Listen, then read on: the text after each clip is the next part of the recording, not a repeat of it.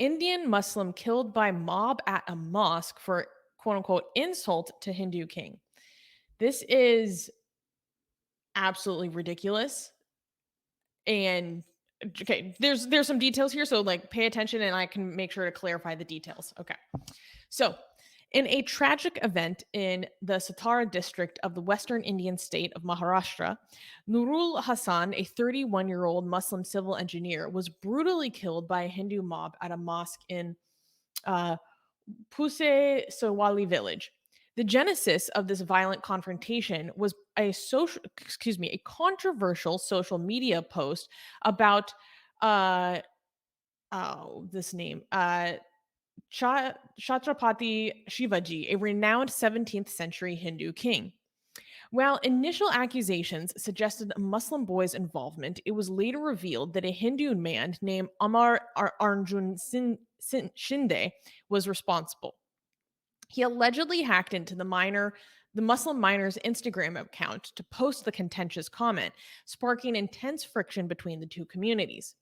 An anonymous police officer from the Satara disclosed that Shinje's actions were rooted in a personal rivalry with the Muslim boy over a mutual female classmate on Instagram. As authorities were in the midst of unraveling this convoluted situation, the mosque was ambushed, leading to Hassan's death. In a heartfelt conversation with Al Jazeera, Hassan's grief stricken father, Mohammed Liaquat, remarked, "My entire world was shattered when I saw my son's lifeless body on the bed. In that moment, I couldn't believe what was unfolding before my eyes." So let's break down what happened here. This is so messed up. So, because this man that was murdered had nothing to do with the situation. He had nothing to do with the controversy. He was literally just a Muslim guy that was at the wrong place at the wrong time. So, what happened was apparently there was a Hindu guy and a Muslim guy. And the Muslim guy, he was like a kid. I don't know exactly how old, but he was legally a minor and had a friendship or maybe a romantic interest. It's not entirely clear with a girl. I don't know the background of this girl. Then there was this Hindu guy, I think was actually like legally an adult, who also had an interest with this girl. And he was jealous of the Muslim boy's relationship with this girl. So he hacked into his account and posted a bunch of comments insulting this, revered Hindu king that helped fight off the Mughal invasion, you know. And this sparked But by the way, massive. Go for ahead. people who don't know, the Mughal invasion was the Islamic army. Just so Yeah. for people who don't know. Yeah. Okay. Go on. So this ins- this fueled massive communal tensions in the area. And to the point that the police got involved and the police even determined that it was not the Muslim boy that posted this. Because, oftentimes it's like, oh, my account was hacked, blah, blah, blah. And they're like, was it really though? Or, especially with blasphemy accusations, they just blame that person anyways. Not that this is necessarily blasphemy. And so they even went to go on and identify that it was this Hindu man that was the actual perpetrator for the insult. But these comments or these insults to this Hindu king went viral and were causing a lot of tension in the area, to the point that around the exact same time that the police determined that this was basically a false flag, that this was all hacked and this was done over a personal rivalry over some random girl, a mob of 150 to 200 people stormed this mosque that only had 15 people inside at the time, destroyed the property, burned Qurans, and started beating people. With the people who witnessed it were like, they were there to kill all of us. And this man, uh, Nurul Hassan, was beaten with iron rods to death. The only mercy being that he seemingly died almost immediately. The only mercy being that it doesn't seem like he suffered for very long. And because of some random person weaponizing communal disharmony and knowing that they can use that person's Muslim identity against them to weaponize rage of a community against them. Now this random man leaves behind his like newlywed wife who's 7 months pregnant and his elderly parents that now have to somehow fulfill a debt that he had accrued he had invested in some stuff to try to, build a business for his family.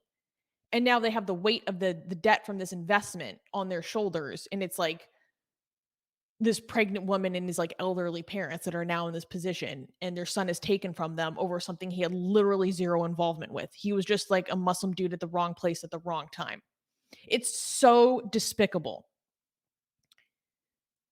Like this is and there was an interesting comment from Hara Sultan. He posted about this on Twitter. In fact, let me bring it up really quick because I thought um I liked the way that he put it. Um Give me 1 second. Here we Uh, go. are people arrested? Okay, for this. I believe there have been some arrests. Yeah. So Horace posted this and he's saying a Muslim man was killed by a mob over insulting a Hindu king who fought Aurangzeb. I'm not sure how to pronounce that correctly. This is what happens when you radicalize your people, whether in the name of religion or history or politics. The end result is always the same: violence. As it turns out, a Hindu boy was jealous of a Muslim boy's friendship with a girl, orchestrated this whole quote unquote anti Hindu posts, which went viral. This is exactly what Muslims do in Pakistan. Whether they want to settle a score with a non Muslim in Pakistan, they make anti Muslim posts from non Muslim accounts on social media, and the geniuses amongst the population take care of the rest. And I thought that Yeah, was, you know, like drawing that comparison to how blasphemy accusations are weaponized to settle personal scores in Pakistan, I thought was yeah.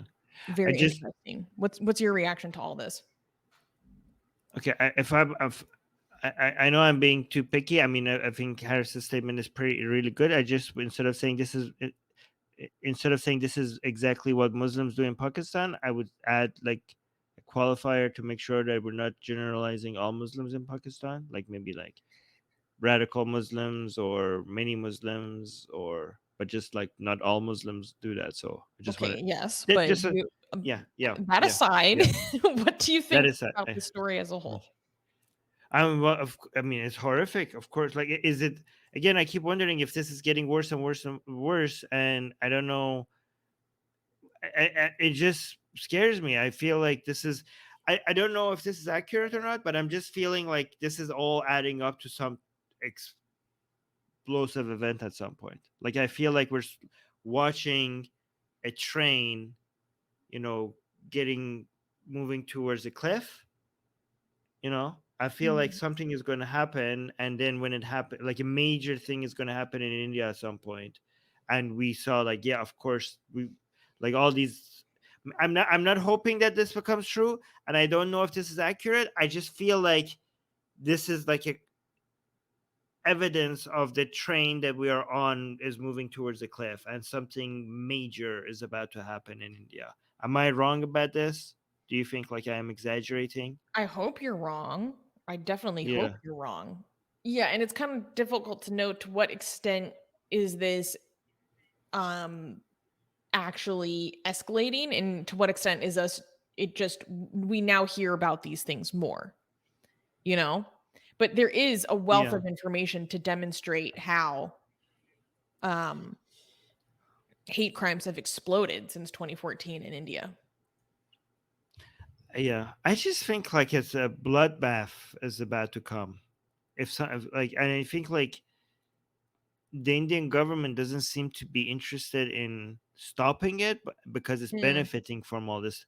Like, I think the BJP is benefiting a lot from all this tension, and I just don't know. it's such a shame. Again, guys, we don't say this because uh, we're not optimistic about India, because we think India has a lot of I feel like when we talk about India, it's the same as when we talk about Nigeria, right? That's the difference, because for Pakistan right now, we're not seeing, unfortunately, we're not seeing much potential for Pakistan. We're just hoping for something to change, but it's just like it just seems to be doom and gloom. But with countries like India and Nigeria, there's just so much potential. And India, again, don't get me wrong, India is just going to grow in spite of all of this. But there's so much untapped potential that is being destroyed. Like India is could be so much as great as it is. I just think it could be so much better. And given all the opportunities and all uh, the life that India could bring for a lot of Indians, a lot of poor Indians that are, you know, you see their standards of living constantly changing and people are having better and better lives. It's just such a shame if a major conflict, ethnic conflict in India keeps rising and just comes in the way of all of that. Like, we're not saying these things to be anti-India.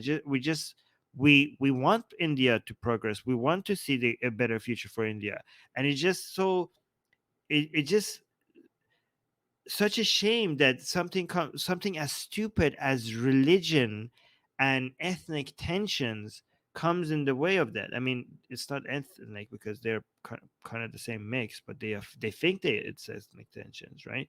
Um, but yeah. Anyways, that's all I have to say. I just think I'm just scared. I'm just scared for I don't think that I am unjustifiably paranoid, and I don't think I'm fear mongering, because we also had, I remember, if you remember, we had um uh what is it called, a genocide expert at some point, or Yeah, that that's was exactly what Dee expressing was this. bringing up. She's saying, "Remember the words of Yeah. Genocide Watch President Gregory Stanton." Yeah, who accurately Yes, yes. predicted the Rwandan genocide. Yeah, yeah. So we have people that is their entire work is to study genocide and to be able to predict genocides, are raising the alarm about the situation in India. So I don't want to be doom gloomy. I don't want to be fear mongering. But I also don't want us not to bring attention to the signs of horrible things that seem to be able to, raising red flags, raising the alarm is not fear mongering. It's an attempt to try to stop something from like this from happening, not to welcome it. I don't know.